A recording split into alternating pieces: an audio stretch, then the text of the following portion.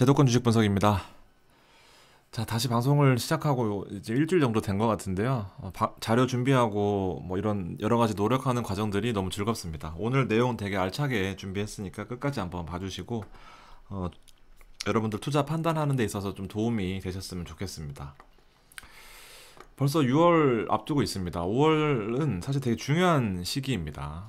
우리나라 주식 하시는 분들도 마찬가지고 뭐 부동산도 연관돼 있을 수 있고요. 여러 가지 금융이 특히 주식 투자하는 경우에는 옛날같이 차트 보고 뭐 좋은 종목 골라서 차트의 저점에서 잘 산 다음에 업종이 대세적으로 좀 수급이 들어오는 시기까지 기다리면서 투자하기에는 지금 사실 너무 중요한 현안들이 미국에서 많이 일어나고 있습니다. 사실 언제부터 지금 내 부채도 관리가 안 되는 상황에서 미국 소비자들의 미국 연방 정부의 부채를 신경 써야 되고 또 미국 소비자 물가지수 또 실업률을 신경 써야 되는지 모르겠지만 현실이 그렇습니다. 우리나라만 봐서는 정확히 수급을 예측하기가 어렵고 특히 지금 반도체가 화랑이잖아요.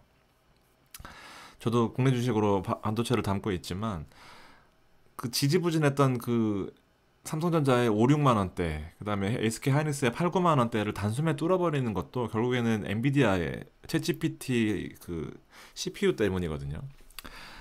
그래서 독점하다 보니까 엔비디아가 계속해서 주식 올라가고 결국 독점하고 있는 그 엔비디아의 반도체를 공급하는 SK 하이닉스가 급등하면서 삼성전자까지 같이 올라가고 있는 이제 그런 상황인데 국내 주식만 봐서는 단순히 그 흐름 자체를 예측하기 어렵고 앞으로 계속해서의 강세 랠리를 예측하기 힘든 게 사실입니다. 그래서 그런 부분들을 좀 잘 판단하기 위해서라도 미국의 좀 현안을 심도 있게 공부할 필요가 있다라고 생각해서 자료를 좀 준비해 봤습니다. 기사 내용 캡처해 온 건데요. 중요한 시장에 알려진 것과는 좀 다른 부분들이 몇 개가 있습니다. 주말이 고비고 사실 주말이 고비지만 미국은 월요일까지 현충일로서 휴장입니다. 주식시장은 안 열릴 거고요.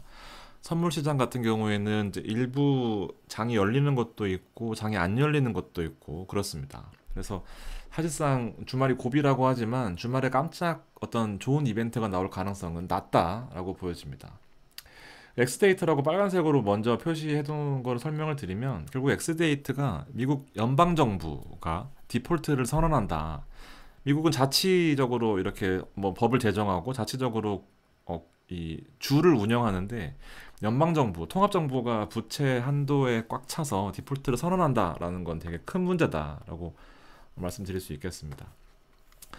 결국에는 이 부채 한도가 마이너스 통장인데 이 마이너스 통장을 한도가 꽉 찼다라는 거거든요. 근데 이 심지어 한도가 꽉 찬 거를 연장 더하기 마이너스 통장 기한 연장 더하기 이제 한도까지 늘려달라라는 게 이 협상의 핵심이거든요.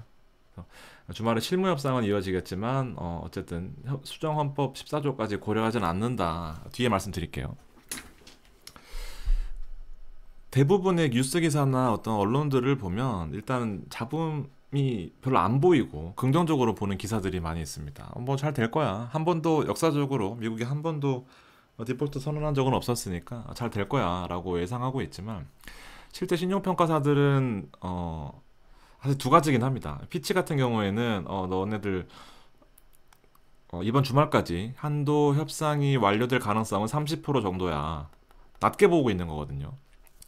다른 심평사 같은 경우에는 딱히 의견을 안 내놓고 있고 우려를 하고 있다 정도로 의견을 내고 있는데 결론은 이렇습니다. 사실 되게 낮게 보는 이 부채 한도 협상이 디폴트가 나지 않을 가능성을 높게 보는 이유가 신용평가사들이 어떤 회사들인데요. 미리 이미 6월 5일 혹은 6월 1일까지 엑스데이트가 예상이 된다고 했다면 벌써 신용등급을 강등했을 거다라는 내용입니다. 그래서 하나의 근거로서 사실 디폴트가 날 가능성은 매우 낮고 그에 따라서 지난주 금요일 날 시장은 매우 강하게 랠리를 했던 이제 그런 상황입니다. 뒤에 딱 하나하나 보여드릴게요. 일단 만기 연장이 핵심이다. 디폴트 가능성은 희박하다라고 보여집니다. 이견 대립이 심하다고 저도 이렇게 명명해 놨지만 사실은 이견 대립이 있음에도 불구하고 디폴트 가능성은 낮다.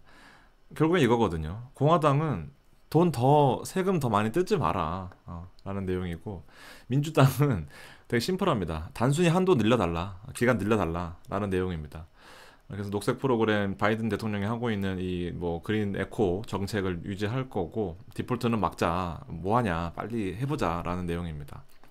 수정헌법 관해서도 뭐 중요하진 않지만 뒤에 내용 써왔는데, 법을 바꿔서 일단 이 위기 상황을 극복해보자 라는 수정헌법 내용인데, 이거는 사실 거의 불가능하다라고 보여집니다. 지금 시간이 우리나라 시간으로 일요일 새벽, 토요일 지나고 일요일 새벽 1시 반인데요. 최근 뉴스 두 개 캡처해 온 겁니다. 바이든과 이 메카시 하원 의장 이 대립 구도를 되게 신기하게, 여긴 CNBC고 여기는 블룸버그입니다. 둘 다 메인, CNBC의 메인 모델은 바이든 대통령, 블룸버그의 메인 모델은 이제 하원 메카시 의장입니다. 그래서 지금 의원입니다. 지금 보면은 베리 옵티미스틱이라고 써놨습니다. 걱정 안 한다, 아주 긍정적이다라고 지금 시종일관, 지금 G7 일본 가기 전부터 지금까지 일관된 자세로 아주 긍정적으로 보고 있다라고 하고요. 메카시 의원은 약간은 한 발 물러선 입장입니다. 그래서 어떠한 새로운 이슈가 나오더라도 나 무서워하지 않겠다라는 그런 내용입니다. 그래서 지금 다소 좀 한 발 물러서 있긴 하지만 긍정적으로 보고 있다라는 이런 내용들은 계속해서 기사가 나오고 있는 이제 그런 상황입니다. 하원 의장 같은 경우에도 결과적으로는 부채 한도의 협상에 낙관적으로 보고 있다. 근데 구체적인 뭐가 알맹이가 없다, 이런 내용을 계속 얘기하고 있거든요. 근데 알맹이가 있을 수가 없는 게 사실 되게 힘든 게 사실입니다. 이거 지금 긴급조치, 지난 1월 19일 날 부채 한도가 다 소진된다라고 엄청나게 위기였을 때 미국의 재무부가 한 긴급조치였습니다. 그래서 지금 이게 문제인 거거든요. 만약에 엑스데이트라고 하는 이제 6월 1일로 예상되어 있고 지금 6월 5일로 연기됐습니다. 조금 더 시간을 벌었다라고 보여지는데, 재무부 예산 소진에 따른 현금 고갈이 엑스데이트인데, 엑스데이트를 막기 위해서 이때 했던 내용들이 공무원들, 지금 뭐 군인들 연금 받아야 되는데 6월 1일자로 연금이 없다, 이런 내용이었거든요. 그래서 이때 재무부가 조치했던 내용들이 재투자 안 하고 돈을 좀 줄이고 투자 상환시 좀 줄이겠다, 이런 내용이었습니다. 그래서 연장이 불가하기 때문에 이런 공무원 연금들이 문제라는 거고, 지펀드라고 해서 정부 투자 기금도 재투자 중지, 이런 내용이 있었습니다. 그래서 환율 안정기금도 재투자 중지 가능하고 여러 가지 채권들도 중단 가능하면서 이게 지금 만기가 다시 돌아온 그런 내용입니다. 6월 5일요. 6월 5일. 그래서 이런 부분들이 사실 돈이 없어서 일어난 문제잖아요. 그래서 연방정부가 디폴트 날 가능성에 대해서 또 한 번 더 밀어보자라는 그런 내용입니다. 그래서 사실 되게 심각한 문제죠. 우리나라도 만약에 지금 연금 못 주겠다, 혹은 뭐 소방관들 월급 못 주겠다, 이런 식으로 나와버리면 아주 심각한 문제가 발생할 수 있을 것 같습니다. 거의 뭐 치안들이 다 무너질 거고 의료 보장도 받지 못하는 그런 엄청난 상황이 계속해서 연출이 되는 거죠. 그래서 지금 아까 말씀드렸던 수정 헌법이 여기 나오는 건데요. 이건 자료는 한국은행 홈페이지에 있습니다. 그래서 자산 매각이나 뭐 비율 축소하고 여러 가지 이런 거 하긴 사실상 거의 불가능하거든요. 정부가 파산 절차거든요. 자산 다 팔고 비율로 뭐 동일 비율로 똑같이 어떤 수정 나가는 지출안을 다 수정해보자, 뭐 이런 식이었고, 지도부 회피 말이 안 되는 것들입니다. 근데 현실적으로 가능한 게 두 가지거든요. 지급 우선순위를 부여해서 결국에는 진짜 필요한 것들만 먼저 나가자. 당장은 일단 제2금융권, 제3금융권을 통해서 좀 막아보자라는 게 첫 번째 방안이고요. 두 번째 방안이 결국에는 이제 수정헌법, 의회 지금 하원 통해서 상원 통해서 대통령까지 가야 되는 이제 그 이슈들을 다 무시하고 결국 대통령 단독 입법으로 결국에는 해결해내겠다, 이런 부분이 있었습니다. 방송을 오랜만에 하니까 이 발음이 너무 꼬이고 쉽지 않은 부분들이 있는데 최대한 좀 노력을 해보겠습니다. 익숙해지겠죠. 제가 약간 이 4년 전에 5년 전에 방송할 때도 이 울렁증 때문에 엄청 고생해서 술 먹고도 방송을 하면서 이 흐름을 끊지 않기 위해서 노력을 했었는데, 지금 한 6개월 쉬다 보니까 이게 되게 부담스럽고 지금도 이미 겨드랑이에 땀이 엄청 차이는 그런 상황입니다. 아무튼 좀 천천히 해보려고 하는데 잘 안 되네요. 이거는 이제 대신증권에서 레포트 자료를 제가 오늘 레포트 한 7, 8개 읽었거든요. 근데 잘 정리되어 있어서 가지고 왔습니다. 결국 엑스데이트를 넘기지 않겠다라고 잘 정리를 해놨고요. 물론 5월 25일자 데이트라서 조금 바뀐 내용들이 있긴 합니다. 합의에 이를 것이다 라고 했는데 결과적으로 합의에 이르지는 못했어요. 긍정적으로 영향이 갔다라는 내용은 있었고, 시간이 좀 필요하다라는 내용이 있었지만 6월 1일 정치적인 이슈는 해결될 것이다. 여기 중요합니다.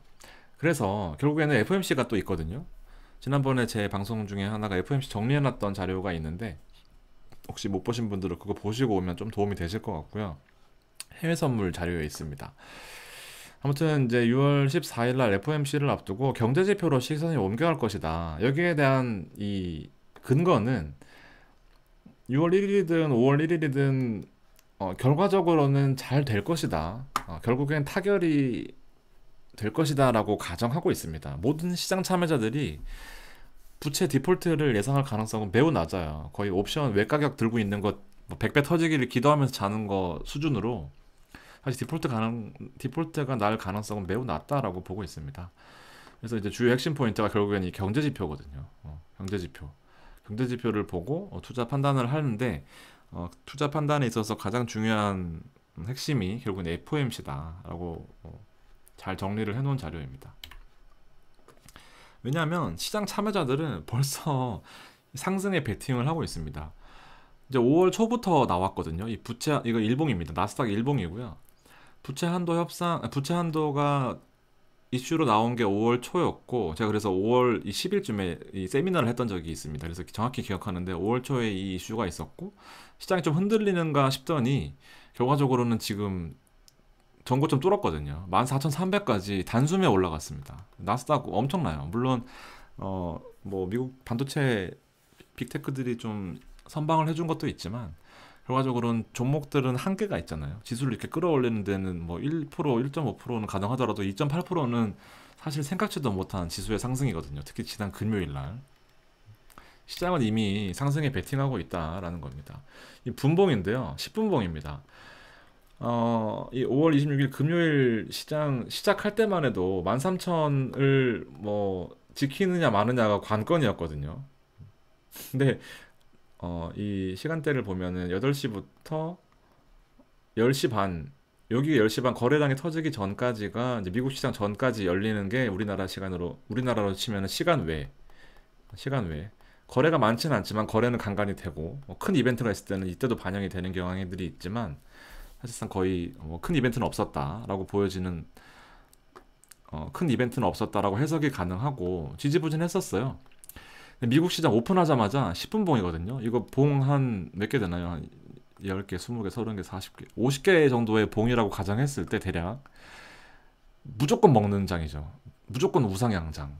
한두 번 먹었다가 팔아도 먹는 장, 먹었다가 물렸나 싶어도 바로 기회 주는 장, 무조건 먹는 장이었어요. 이 뜻은 뭐냐면 모든 사람들이 다 우상향을 베팅하고 있다라는 그런 의미입니다. 그래서 14,000을 돌파하자마자부터 시작해서는 미친 랠리를 보여준 거죠. 어쨌든 뭐 우리나라 시장으로서 월요일 날 장이 안 열리는 게 좀 안타깝긴 하지만 좀 좋은 영향이다라고 보여집니다. 달러 인덱스도 같이 좀 오르는 경향입니다. 지수가 좀 오르면서 달러도 같이 오르는데 이건 무슨 의미냐면 달러 통화 가치를 보존할 수 있을 것이다 라는 그런 내용입니다. 이게 이제 지난 연말에 지금 금리 인하를 할 수 있을 것이다 라고 예측을 하면서 23년을 바라보는 이 연말에 달러가 많이 빠졌었던 이제 그런 상황이고 지금은 많은 이슈들을 통해서 달러가 요 밑에 교착화되어 있는데 금리 인상을 할 수도 있고 할지도 모르겠고 뭐 인하는 없을 것 같지만 동결은 할 것 같고 뭐 이런 식으로 계속해서 시장에서 싸우고 있는 이제 그런 상황이죠. 그러다가 다시 금리 인상 얘기가 다시 나오고 있습니다. 6월 달에 혹은 동결 달러가 좀 강한 모습을 보이고 있고요. 채권 시장은 이미 재앙입니다. 재앙.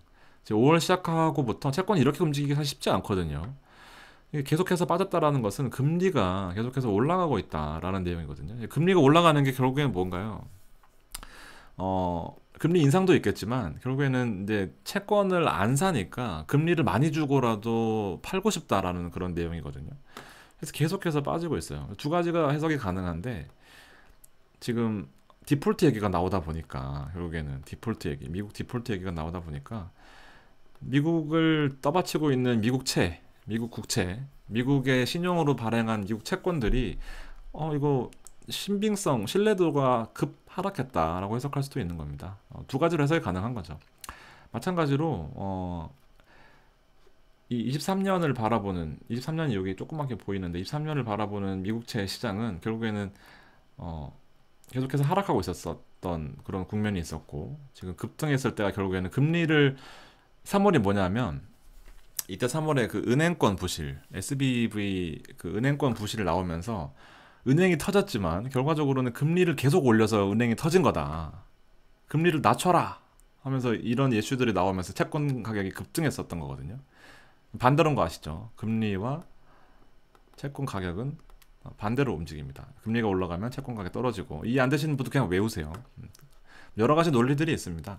그러니까 채권 가격이 떨어지면 계속해서 금리가 올라갈 것이다 라고 예측하는 거고 이런 것들이 있는데 처음 이거 공부하시는 분들은 지금은 너무 어려우니까 그냥 외워두시면 될 것 같습니다. 그러니까 즉 여기 채권 가격이 올라갔다라는 것은 이제 금리를 더 이상은 못 올린다라는 거거든요. 그래서 오히려 호재였었습니다. SBV가 터진 게 호재였었고 금리 자꾸 올리니까 시장에 이슈가 나와서 이제 안 되겠다라고 했던 부분인데 이거 부분을 다 반납하고 좀 다시 금리를 올릴 수밖에 없는 그런 상황이다라고까지 해석이 되는 것 같습니다. 어쨌든 경제지표가 중요하다 얘기를 하다가 조금 더 길어졌는데요. 지금 경제지표가 결국 FOMC가 가장 중요하다고 여러분들 잘 알고 계실 겁니다. 이때 버냉키와 파월이 얼마 전에 회동했을 때 나온 얘기인데요. 경제 침체를 피할 수 없고 노동도 뭐 어떻게 됐고 인플레이션도 뭐 어떻게 됐고 결과적으로는 이 FOMC 한 방에 끝납니다. 그래서 이때 5월 FOMC 때 파월이 한 얘기가 가장 중요한데 결과적으로 경제지표를 보고 판단하겠다. 왜냐하면 앞서 보셨다시피 어떤 예전에는 CPI 소비자 물가지수와 그다음에 고용을 보고 금리를 올리고 내리고를 판단하는데 CPI 소비자 물가지수가 워낙 높았기 때문에 계속해서 금리를 올리면서 물가를 잡겠다라는 거거든요.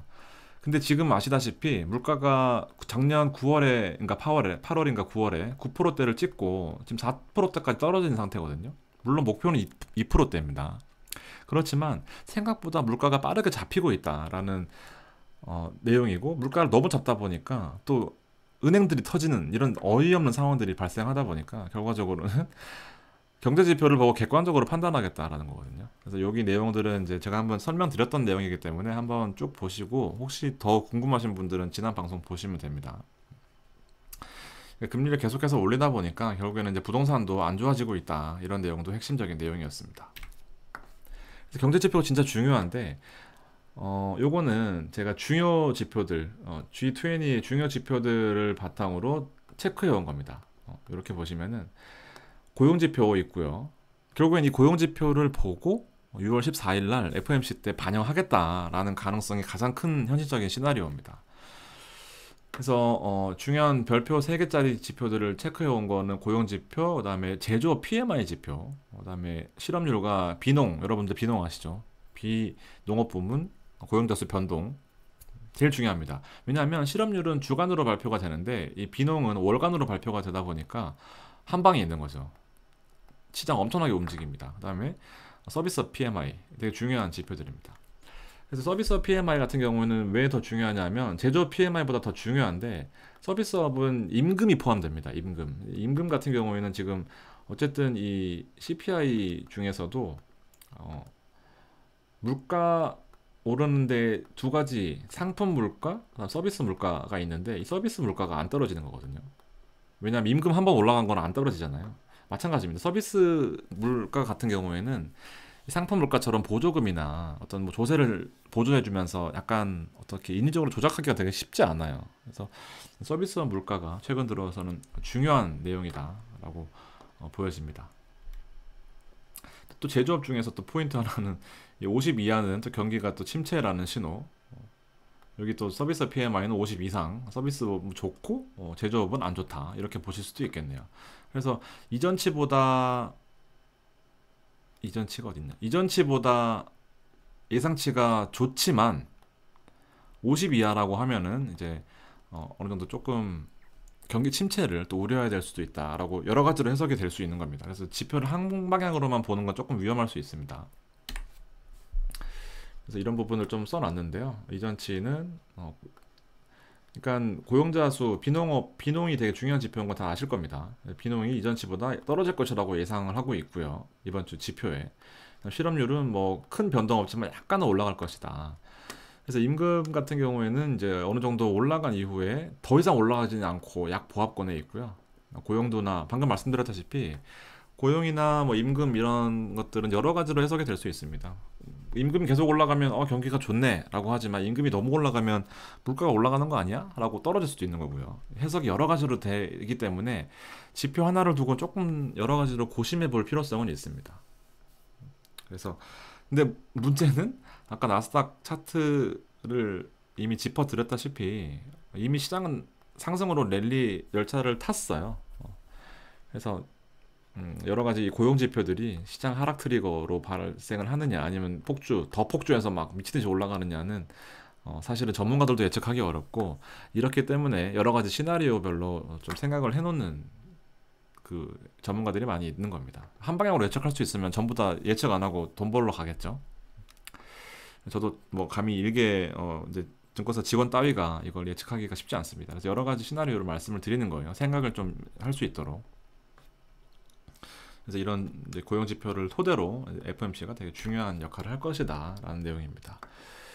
그래서 앞서 보여드렸던 이 지표 중에 이 구인 이직 보고서 쫄트 있습니다. 옛날에는 되게 중요하지 않았거든요. 옛날에는 사실 별 변화도 없었고요. 근데 중요하지 않았습니다. 근데 고용이 한창 활발하고 뭐 이직이 활발하고 이러다 보니까 중요한 지표가 되었는데 많이 뭐 시장에 영향을 끼칠 수 있을 것이다 라고 생각하고 있는 것 같습니다. 왜냐하면 지금 이 되게 중요하게 된 이유 중에 하나가 사실 이 중요성이 낮았을 때 그다음에 중요성이 높았을 때 두 가지로 분류를 할 수 있는데 쫄트 되게 중요해요 이거. 근데 보시면 아시겠지만 이 만이 다 넘었었거든요. 기준이 만이에요. 근데 최근 들어서 두 번이나 3개월마다 한 번씩 매월 발표되기 때문에 되게 중요한 지표입니다. 아까 말씀드렸다시피 주간은 뭐 주간으로 한번 쭉 몰릴 수도 있고 뭐 안 몰릴 수도 있지만 월간 지표는 좀 중요도가 큰 편인데 만 밑으로 떨어져 있었습니다. 그래서 만 밑으로 떨어져 있다라는 이 신호가 되게 경기 침체라고 볼 수 있는 그런 내용이라서 중요하다. 상대적으로 실업률은 코로나 때 실업률 확 급증했다가 보시다시피 안정권에 들어와 있기 때문에 옛날같이 실업률 자체는 크게 중요한 지표는 아닙니다. 왜냐하면 고용지표 이거 나스닥 차트거든요.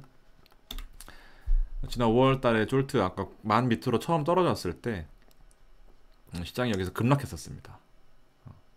그래서 되게 중요한 지표 중에 하나이기 때문에 고용지표 이번 주에 일정 있는 거 아까 일정은 다 보여드렸죠. 여기 있는 거 5월 31일 그 다음에 6월 1일 6월 2일 이렇게 있습니다. 캡처해놓고 혹은 사진 찍어놓고 보시면은 요 시간대 우리나라 시간으로 일부러 바꿔왔습니다. 우리나라 시간대로 이렇게 체크해 놓으시면 시장이 많이 움직일 때가 있다. 자, 오늘 여기까지입니다. 지금 이제 상승 랠리는 다 타고 있는 상태예요. 그래서 앞서 말씀드렸다시피 부채 한도 협상, 그다음에 고용 지표, 여러 가지 제조업 지표들, 서비스업 지표들이 어떻게 움직이느냐에 따라서 사실 시장이 움직일 가능성이 매우 크다. 우리나라 시장 되게 좋잖아요. 지금 되게 좋아서 사실 이건 예고편인데 시장이 어떻게 움직이는지는 일단 차치하고 있습니다. 왜냐하면 랠리로 저도 타고 있을 거라고 생각을 해요. 굳이 올라가고 있는 차트에서 뭐 하락을 논하기보다는 같이 올라갈 건데 어떤 식으로 좀 증권사들은 보고 있나. 그래서 맘먹고 제가 좋은 종목들만 좀 선별을 해와서 내일이나 모레 준비를 좀 할 예정입니다. 그래서 많이 기대를 해주시고요. 상승으로 저도 베팅을 하고 있는 가운데서 여러분들도 나름대로 준비한 자료들을 보시면서 어떻게 판단하실지는 여러분들도 좀 고민을 해보셨으면 좋겠습니다. 자, 오늘 방송 여기까지입니다. 종목 필요하신 분들은 제가 다시 이제 복귀한 만큼 좀 마음먹고 준비를 해봤으니까 유료 멤버십과 카카오톡 멤버십 있습니다. 두 가지 혹시 마음에 있으신 분들은 이제 DM이나 연락 주시면은 소통하도록 하겠습니다. 자, 남은 연휴 잘 보내시고요. 더 알찬 내용으로 준비해서 찾아오도록 하겠습니다. 감사합니다.